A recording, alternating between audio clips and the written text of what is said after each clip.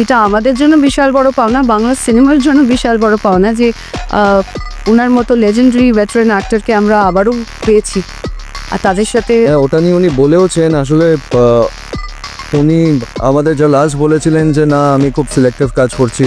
শাকিব খানকে নিয়ে ভারতীয় সাংবাদিকদের সামনে নুসরাত জাহানের এই মন্তব্য সামাজিক যোগাযোগ মাধ্যমে এখন আলোচনার কেন্দ্রবিন্দু। অনেকেই বলছেন এই প্রথমবার নুসরাত বাংলাদেশি সুপারস্টারকে নিয়ে এত আবেগী মন্তব্য করলেন। মজার ব্যাপার হলো এর পিছনে রয়েছে চমৎকার একটি কারণ, এবং সেই কারণ কি সেটা জানলে আপনিও অবাক হবেন।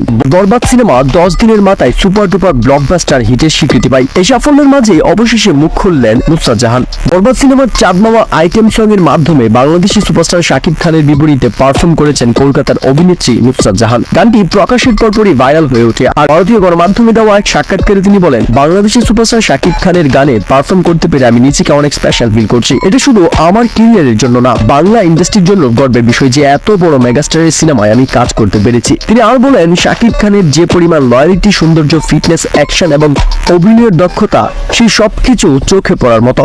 শুটিং এর সময় তার পেশাদারিত্ব দেখে আমি সত্যি অভিভূত হয়ে গিয়েছিলাম।